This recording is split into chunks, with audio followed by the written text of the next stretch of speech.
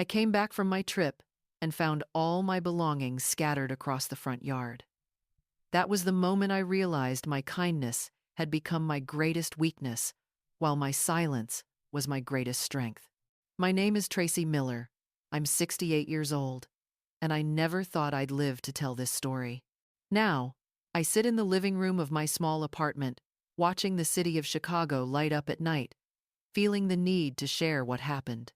I was always taught to keep my dignity, even when the world around me was falling apart.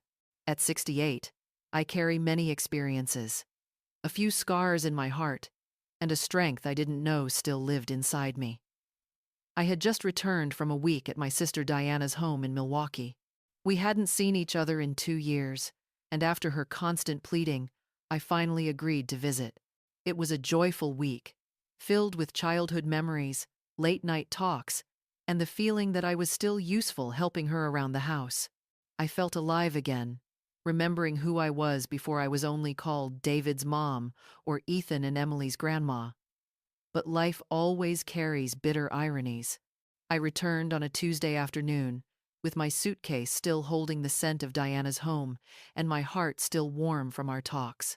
The bus dropped me at the stop, and I walked 3 blocks back to the house where I had raised David, where I welcomed my grandchildren, Ethan and Emily, where I had built a lifetime of memories. And then I saw everything I owned scattered across the front yard. Clothes, books, photo frames, little keepsakes all tossed out like trash. My heart raced, and for a second, I thought it was a burglary or vandalism. Then I saw the note. It was taped to the front door. "Sorry, Mom. My in-laws are moving in. There's no room for you anymore." My legs gave out, and I had to cling to the gate to keep from falling. 42 years. 42 years. I gave everything to this son, raising him, watching him marry Melissa, and giving me 2 beautiful grandchildren. 42 years of being a mother, a grandmother, a caretaker, always there whenever they needed me. And now, I stood in front of my own house, reading a note that cast me out of their lives. I felt anger, sorrow, and an emotion I couldn't name, but above all, silence. I didn't cry, didn't scream, didn't pound on the door. I just stood there, staring at the note, feeling a different Tracy awaken inside me. I pulled out my phone and called Linda, my neighbor and dear friend of more than 15 years. She arrived in less than 10 minutes, her face filled with the worry only a true friend carries. When she saw the scene, she said bluntly, "Tracy, this is humiliating. You don't deserve this." But I was no longer at the stage of questioning whether I deserved it. I was at the stage of deciding what I would do next. Linda helped me gather every piece of clothing, every book, every photograph that told the story of a lifetime. We loaded it all into her car. I simply said, "I'm going back to my apartment." And she looked at me, stunned. Few people knew that 3 years earlier, I had bought a small apartment downtown as an investment. It was modest, but completely mine. The apartment was simple but warm. 2 bedrooms, a living room, a small kitchen, just big enough for me to cook, and a little balcony overlooking the city. As I quietly unpacked, I felt something I hadn't felt in years. Linda stayed until late, helping me settle in. She told me she had seen Melissa's parents move in just 2 days after I left. "They planned this, Tracy. They waited for you to be gone." That hit me like a punch to the gut. This wasn't impulsive. It was a cold, calculated plan. They waited for me to be gone just 1 week to carry it out. Worse, they didn't even have the courage to tell me in person or face me when I returned. That night, lying in bed, listening to the sounds of traffic outside my window, a certainty filled me. I wouldn't beg. I wouldn't cry. I wouldn't lower myself for explanations. I would do something no one expected, something that would change everything. I turned on my computer and began searching for lawyers, real estate agencies, and home values. The house where David lived, the house he had thrown me out of, was still in my name. Always mine. And if he thought I was a burden, he would soon realize he had completely misjudged the woman I had become. By 3 a.m. that night, I had made the boldest decision of my life. I would not just accept this humiliation. I would turn it into the first step toward a new life. One where my happiness came first.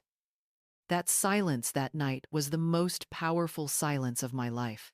It was the silence of a woman who had finally found her strength after decades of being dismissed, and no one, absolutely no one, was prepared for what would come next.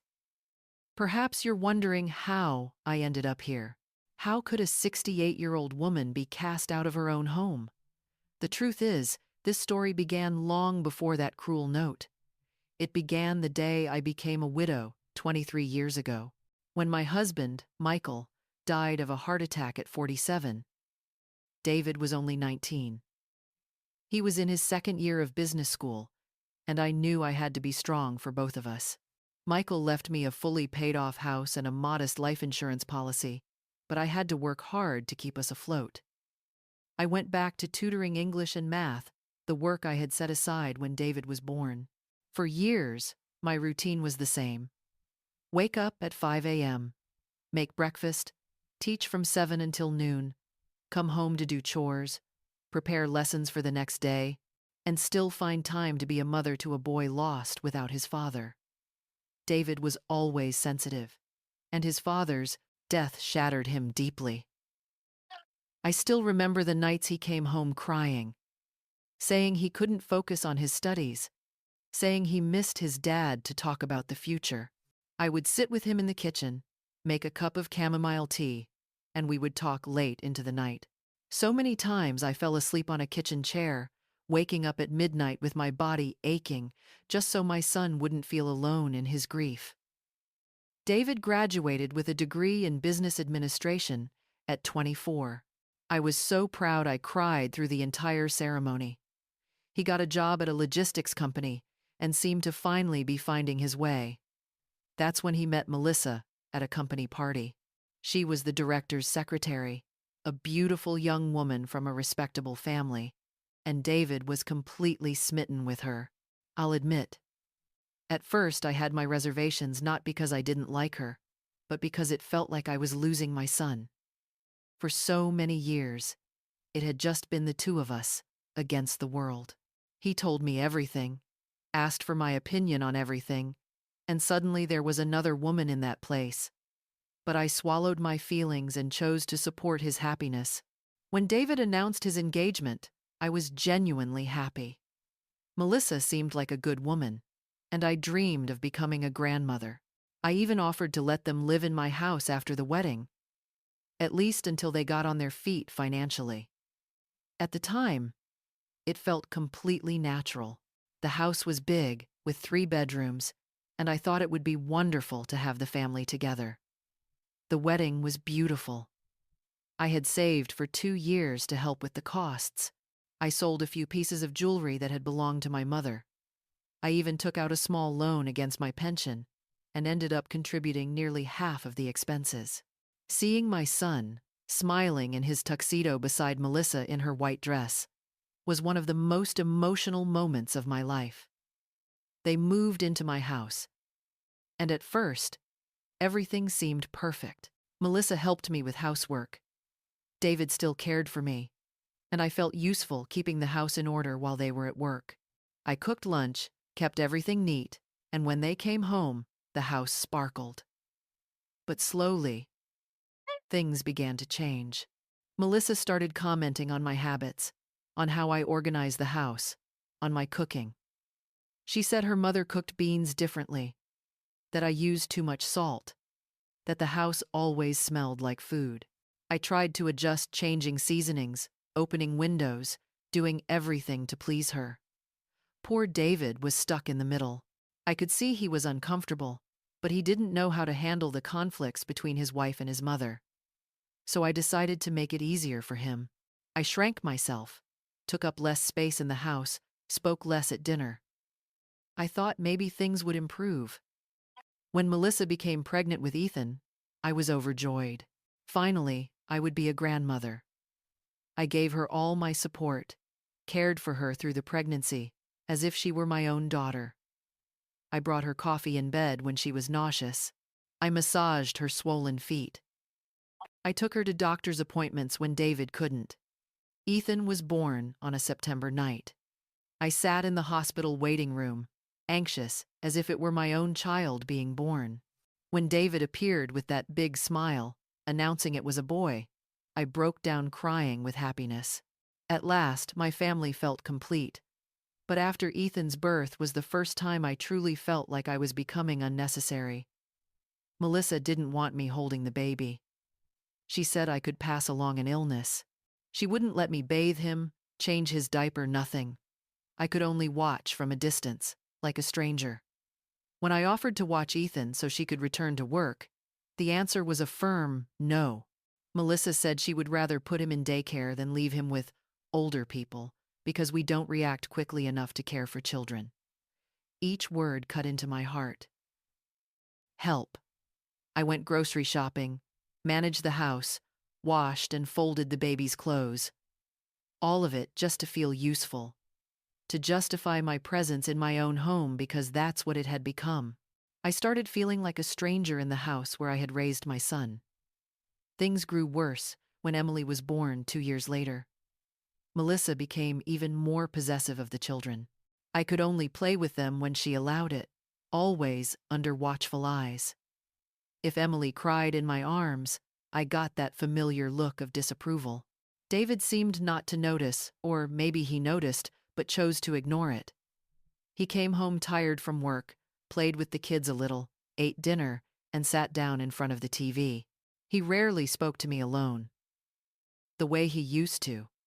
I felt I had lost not just my place in the house, but my place in my son's heart. I began spending more time in my room, reading books, watching TV alone. I went for walks in the park, visited Linda, did anything I could just to avoid bothering the family. My presence had become a burden, an obligation they endured out of politeness. It was during that time that I decided to buy an apartment. I had saved some money from tutoring jobs I still took occasionally, and part of the benefits I was entitled to. I didn't tell anyone. I simply went to a real estate office, chose a small apartment downtown, and paid for it in full. At the time, I told myself it was an investment for the future, but deep down, I knew I was preparing an escape. A way out for the day I could no longer pretend that everything was fine, that I was welcome in my own house. The apartment was rented out for 2 years. The rent gave me a sense of security I hadn't felt in a long time. It was mine, completely mine. No one could throw me out of it. No one could make me feel like an outsider. When the tenant moved out, I decided not to rent it again. I put the keys in a drawer in my bedroom and occasionally went there to clean and check on things. During those visits, I imagined myself living there, having my own routines, my own life. But then I always returned to the house, thinking things might get better, that maybe I was overreacting, that maybe it was just a phase. After all, David was my son, and I couldn't imagine him treating me like a stranger. Until the day I came back from Diana's and saw my belongings scattered across the yard. That was when I realized I had not been overreacting. I had been realistic. And that apartment was no longer just an investment for the future. It was my present, my freedom, my dignity. In those first days at the new apartment, I was still in shock. Every morning when I woke up, there were a few seconds when I forgot where I was. The light coming through the window was different. The sounds were different. Even the smells were different. But there was something in that silence that made me feel at peace. It was a silence that belonged to me. No judgment, no disapproving looks. Linda came to visit me every day. She brought homemade bread, sometimes a few pastries. Always with the care of someone who understood that some wounds can only heal with time and kindness. She was the one who told me the details of what had happened while I was away. According to her, Melissa's parents had arrived on Thursday after my trip. They brought a moving truck with furniture, a TV, a refrigerator, everything. Linda saw them begin to clear my things out of the main bedroom and put their things in. What shocked me most was learning that the neighbors had been talking about it for days. Everyone knew I had been kicked out of my own house, and no one could believe David would do that to me. Teresa, who lived on the corner, even told Linda she was waiting to see how I would react when I came back. The shame I felt was overwhelming. Thinking about the entire neighborhood knowing my humiliation, that I had become gossip. It was like being slapped in the face. But at the same time, it was also a kind of release. I could no longer pretend everything was fine. I could no longer hide behind excuses. On the third day, David showed up. The doorbell rang, and when I opened the door, he stood there with that familiar look of embarrassment I had seen since he was a boy. He stepped inside without saying a word. He looked around the apartment, surprised, as if he couldn't believe I had a place to stay. Then he started with the words I had already predicted. That it hadn't been his idea. That Melissa's parents had nowhere else to go because they had sold their house. That this was just temporary. He said I could come visit Ethan and Emily anytime. That they missed me. I listened in silence, poured coffee, behaving as though it was just an ordinary visit. But inside, I was boiling. Every word he said sounded false. Every excuse felt like an insult to my intelligence.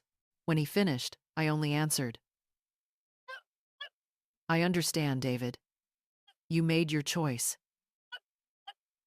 He waited for me to say more, maybe to explode, cry, beg to come back. But I didn't. I just kept drinking my coffee, looking at him calmly, as if he were a stranger. His discomfort was obvious. He tried to change the subject, asked about the apartment, asked if I was settling in. I answered briefly, politely, but gave him no chance for intimacy. He was my son. But at that moment, I understood that being a mother didn't mean being a doormat. Before leaving, he tried to hand me some money, pulling it from his pocket and saying it was to help with expenses. I looked at that money with disgust. Not disgust for the money itself, but for the situation. As if he was trying to buy my acceptance, my silence, my dignity. I placed the money back on the table and told him I didn't need it, that I had my pension and savings. I saw the surprise in his eyes. Perhaps he thought I was just an old woman dependent on him, clinging, ready to take any scraps to survive. But I was not that woman. After he left, I thought about how people underestimate the elderly. They think we are weak, helpless, incapable of taking care of ourselves. David was genuinely shocked to discover I had an apartment and could support myself. He saw me as a burden to carry. That was when I realized what had been happening to me for years. I had become invisible in my own life, a shadow, a person who only existed to serve others. My desires, my dreams, my personality, all swallowed by the roles of mother and grandmother. I began to remember who I had been before marriage, before children. I had been Tracy Miller, a young woman with dreams, with opinions, with personality. I loved reading books, discussing politics, laughing. I had friends, a social life, plans for the future. So, where had that Tracy gone? In the days that followed, I started reconnecting with that version of myself. I bought the books I had always wanted to read, subscribed to a newspaper, arranged the apartment the way I liked. Every little decision I made for myself gave me a sense of freedom I had long forgotten. A week later, Melissa appeared. She brought Ethan and Emily, clearly hoping to soften me. The children ran to hug me, saying they missed me. My heart ached, but I stayed calm. Melissa began with sweet words, saying I was missing from the children's daily lives, that they asked about me every day. She insisted the situation was only temporary, that when her parents were settled, I could return home. But I no longer believed in promises. I looked at Melissa and saw a woman who had coldly plotted to drive me out. She wasn't there because she missed me or felt regret. She was there because she needed me, because she had realized that caring for kids and running a household without me was harder than she thought. I asked her directly, Melissa, you want me to come back to take care of the kids while you both work, don't you? She hesitated, tried to deny it, but I pressed. Isn't that right? You need a free babysitter? An unpaid maid? That was when the mask fell. Melissa's face turned red. She stammered a few words, then quickly left with the kids. But before leaving, she said something I'll never forget. You've changed so much, Mrs. Tracy. You're not the same person we used to know. After they left, I looked in the mirror and smiled. She was right. I was no longer the old Tracy. I was no longer the woman who bowed her head, endured, and sacrificed in silence. I was becoming myself again, the person I had lost long ago. That evening, I called my sister Diana. I told her everything. From the note on the door to the visits from David and Melissa. She was furious, scolded David harshly, and even advised me to sue him for elder abandonment. But I didn't want to sue anyone. I didn't want revenge. I didn't want scandal. I only wanted them to understand that I was no longer the weak Tracy I once had been. I wanted them to respect my decision to live my own life. Diana said something to me I will never forget. Tracy, you've spent your whole life living for others. Now it's time to live for yourself. That sentence echoed in my mind for days. I had truly lived 68 years for other people, first for my parents, then for my husband, for my son, and for my grandchildren. When would I start living for myself? When did I stop being Tracy and become only David's mom? When did I accept that my happiness depended on someone else's? At that moment, I made the most important decision of my life. I would no longer wait for their respect. I would not beg for a place in the family. I would take control of my own life. And if they wanted to be part of my life, they would have to respect me as a person, not as a convenient, unpaid helper. I picked up the phone, called a real estate agency, and scheduled an appraisal for the house where David and Melissa were living. That house was mine, under my name, paid for with my own hard work, and I had every right to sell it if I wanted to. When I hung up, I felt something I hadn't felt in years. Power. The power to decide my own fate, to choose my own life. They thought I was just a helpless old woman, but they were about to see how wrong they were. The next morning, the realtor arrived. A young man named Gabriel, polite and professional. When he saw the apartment I was living in, he complimented me on what a good property it was. Great location, well maintained, a smart investment. I explained that I wasn't planning to sell the apartment. I wanted to sell the house where my son was living. When I gave him the address, Gabriel immediately recognized the area. He said houses there were going up fast in value because of nearby schools and shopping centers. We went to see the house on a Thursday morning. I had the keys after all. It was my property. David and Melissa were at work, and the kids were at school. The house was a mess. Clothes thrown everywhere, dirty dishes piled in the sink, toys scattered all over the living room. Melissa's parents were watching TV in my old bedroom. When they saw me, they looked startled. I introduced myself as the owner of the house and said I was there with the realtor for an appraisal. Their discomfort was obvious. They tried to explain that they were family, just staying temporarily to help out. Gabriel worked very professionally, measuring rooms, taking pictures, noting the condition of everything. When he finished, he gave me an estimate that surprised me. The house was worth far more than I had expected, enough for me to live comfortably for the rest of my life. I told him I would think about selling, though inside, my decision was already made. I just needed to handle everything legally, neatly, and decisively. I didn't want anyone to say I was acting out of revenge or impulse.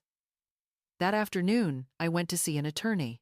Linda had recommended Mr. Henry, an older lawyer with an office downtown. He greeted me with respect, listened to my entire story without interrupting, and clearly explained my rights. According to him, I was the sole legal owner of the house, fully entitled to sell it at any time without anyone's permission. He said it was common for older people to be disregarded by their families, who assume they have the right to decide for them, but the law protected me. He also told me something I hadn't known. I could legally give the occupants a deadline to vacate without waiting for them to leave voluntarily. That brought me enormous relief. We decided to send an official notice giving them 30 days to move out. After that, the house would go on the market. Everything would be legal, documented, and beyond dispute. When I left the lawyer's office, my heart felt lighter than it had in years. At last, I was taking real action to change my life. I was no longer waiting for others to treat me differently. I was changing the situation myself. I stopped by the bank to organize my finances. I had my pension, some savings, and income from renting out my apartment in past years. After running the numbers, I knew that with the sale of the house, I would be financially secure for the rest of my life. I could travel, buy the things I'd always wanted, and help with causes that mattered. Linda was thrilled about my plan. She said she was proud of how strong I had been in facing everything. She admitted that when she first heard what had happened, she was afraid I'd fall into depression or get sick from grief. But I had done the opposite. I felt alive, energized, more interested in life than ever. It was as if the shock had awakened a strength buried deep within me.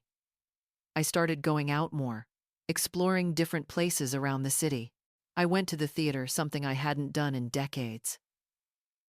The play was about a woman rediscovering her strength after turning 50. I cried through the whole performance, but they were tears of empathy, not sorrow. I also joined a seniors group at a nearby church. I wasn't particularly religious. I just wanted to meet people my age, to share experiences. I discovered that many women there had stories like mine: ungrateful children, difficult daughters-in-law, lives full of disrespect. In that group, I met Celia, 72 years old, who had gone through something similar. Her children had tried to put her in a nursing home to seize her house. She took them to court, proved she was mentally sound, and eventually cut ties with the whole family. Celia told me something I'll never forget. "Tracy, all our lives we teach people how to treat us. If you accept being disrespected, they'll disrespect you. If you demand respect, they'll learn to respect you." 15 days after I met with the lawyer, the notice was sent. Mr. Henry called to tell me David had received it. He said my son seemed nervous, asking repeatedly if I really intended to sell the house. That same day, David showed up at my apartment. This time, he didn't come alone. He brought Melissa with him, clearly with a plan. They thought that together, they could convince me to change my mind. They started again with the same familiar lines that I was being too hasty, that family should never abandon one another, that everything could be solved with conversation.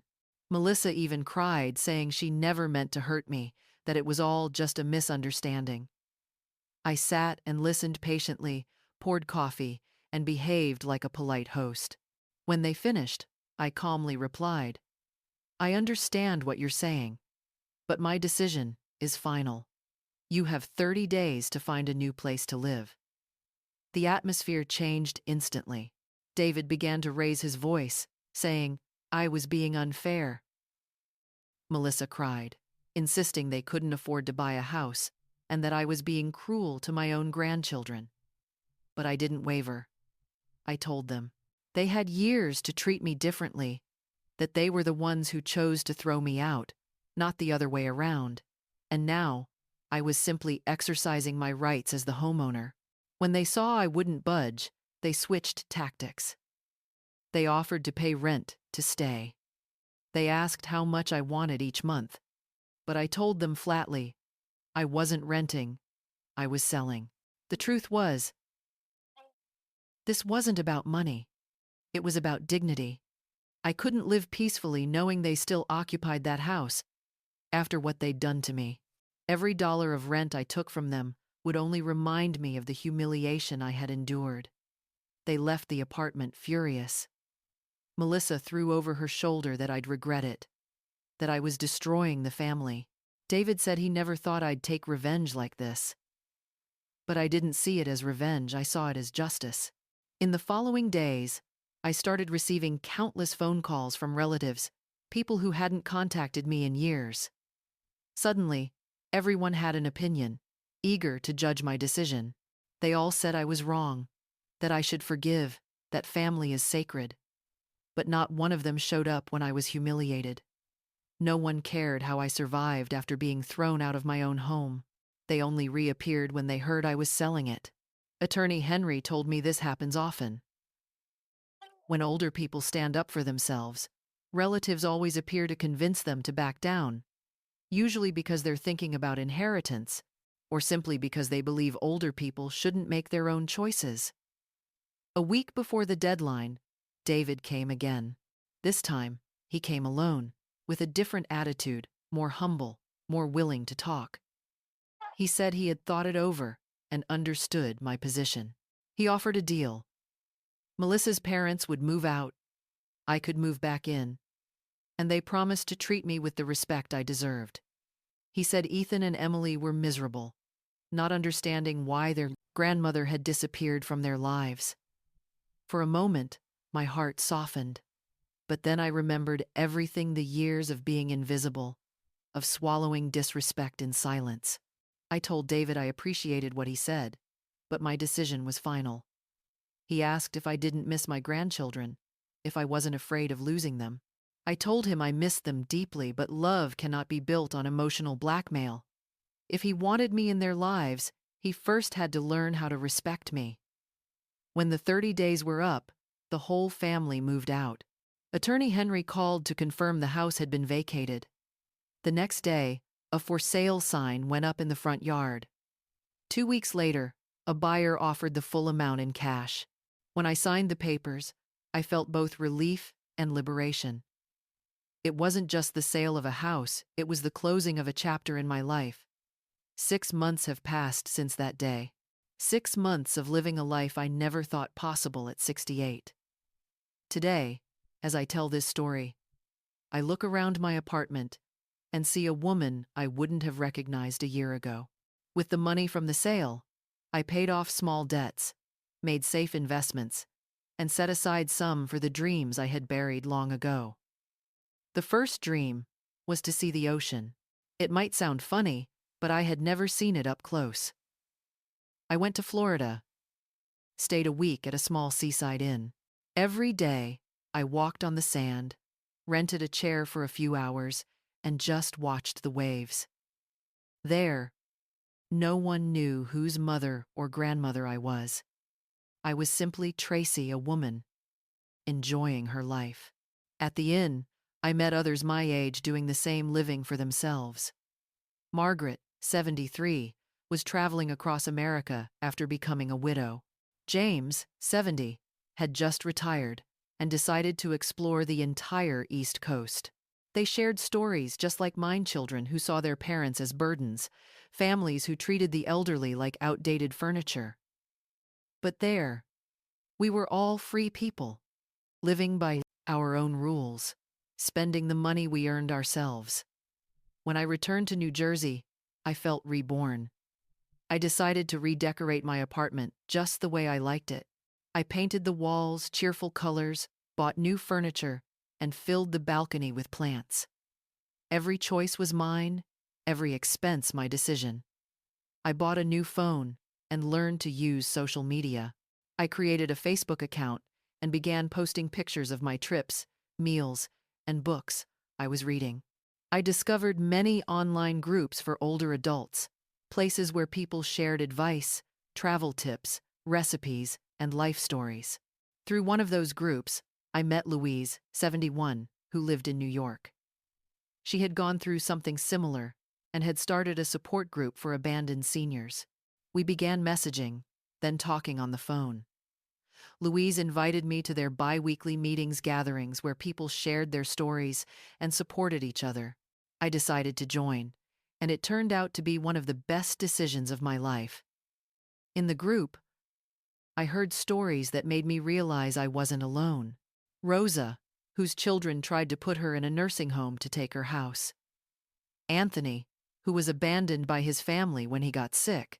Carmen, who devoted her life to her children, only to be cast aside once they became successful. But I also heard stories of triumph, people taking back control of their lives, escaping toxic relationships, rediscovering their talents and passions after 60.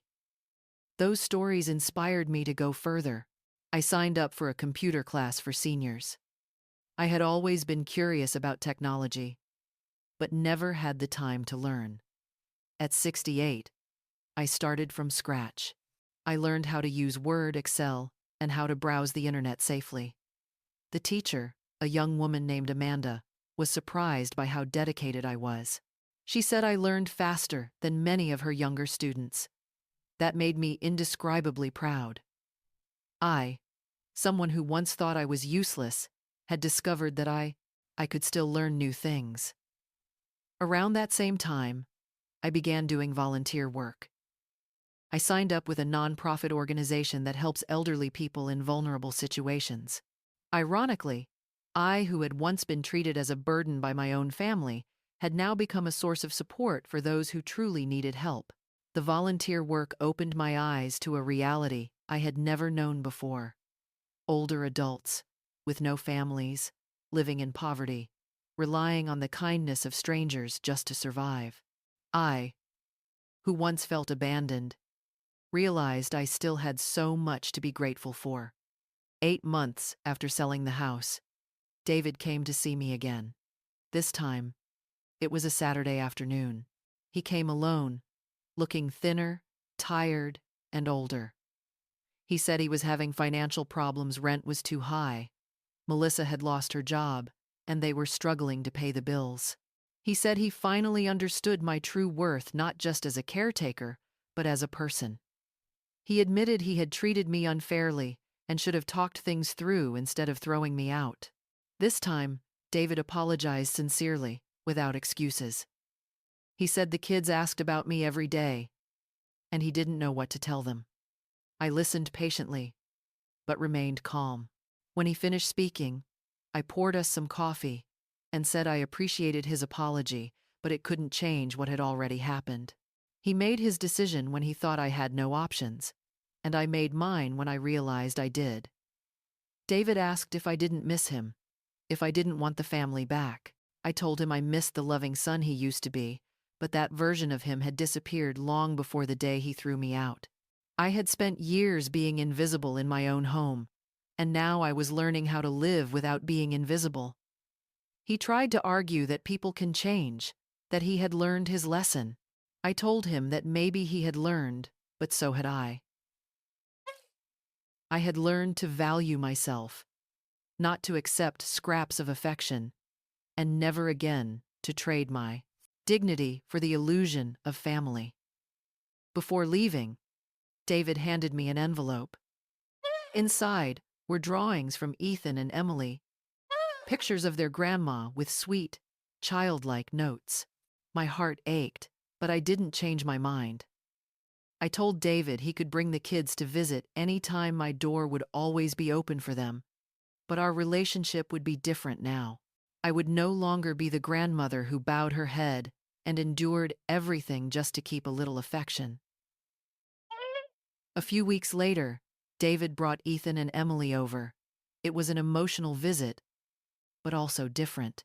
I didn't give in to every request, nor did I try to make up for lost time with gifts or indulgence. I treated them with love, but with boundaries. At first, the kids were surprised, used to a grandmother who always said, yes. But after a few visits, they began to get used to the new Tracy. And surprisingly, they started respecting me more. Ethan, now 12 years old, said during one visit. You're different now, Grandma, but it's cool. You say what you think now. Before, you just agreed with everything. That sentence touched me deeply. Melissa never once came to my apartment. According to David, she couldn't accept this new dynamic. But the truth is, I hadn't changed. I had simply returned to being myself. On my first birthday, after selling the house, I threw a small party at my apartment. I invited Linda, my friends from the community group, my fellow volunteers, and new friends from my classes. My home was filled with people who genuinely cared about me. They were amazed to see so many people there.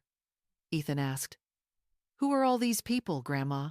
I smiled and said, "They're my friends, my new family." He paused for a moment and said, "You have so many friends." During the party, I looked around and saw something I hadn't seen in decades. I was surrounded by people who saw me as Tracy, not just as someone's mother or grandmother. Louise, who came all the way from New York, raised her glass and said that I was living proof. It's never too late to start over, to find strength, and to choose happiness. I cried tears of gratitude. Today, 2 years after that cruel note on the door, I can say I am a fulfilled woman. Not because I got revenge on the family that mistreated me, but because I freed myself from a life that diminished me. Now, I travel when I want, buy what makes me happy, help those in need, and nurture genuine friendships. I have routines that bring me joy, plans that motivate me, and dreams I still want to achieve. At 68, I've learned that life can be richer and more beautiful than I ever imagined. David and I still keep in touch, but on completely different terms. He respects me now because he knows he has no choice. I am no longer the desperate mother seeking affection. I am an independent woman who decides when and how to connect with him. My grandchildren visit often, and I'm building a healthy relationship with them. I'm no longer the grandmother who buys love with sacrifice. I'm the grandmother who teaches by example that every person, no matter their age, deserves respect. Sometimes I wonder if I was too harsh, if I should have given more chances, forgiven more easily. But then I remember how I felt in that house, invisible, belittled, treated like a burden, and I know I made the right choice. The money from selling the house gave me financial security, but happiness didn't come from that. Happiness came from realizing I still have choices, that I can still say no, that I can still demand respect. Today, when I share my story with others, especially women going through something similar, I always say this: it's never too late to reclaim your dignity. It's never too late to demand respect. It's never too late to choose your own happiness. The silence I kept that day, standing before my belongings scattered across the yard, was the most powerful silence of my life. It was the silence of a woman who had finally found her strength. And that strength, once found, has never left me. Looking back, I realized that cruel note wasn't the end. It was the beginning of a new life. A life I chose to live on my own terms. And that life, I can say with certainty, was worth every bit of pain it took to claim it. This story is fictional, but inspired by true events. Names and places have been changed to protect privacy.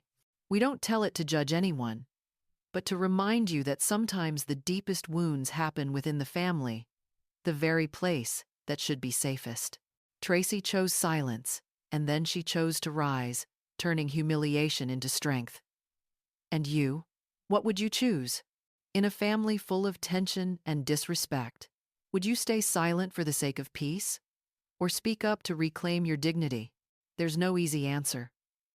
But one truth remains: every human being deserves to be treated with kindness and respect.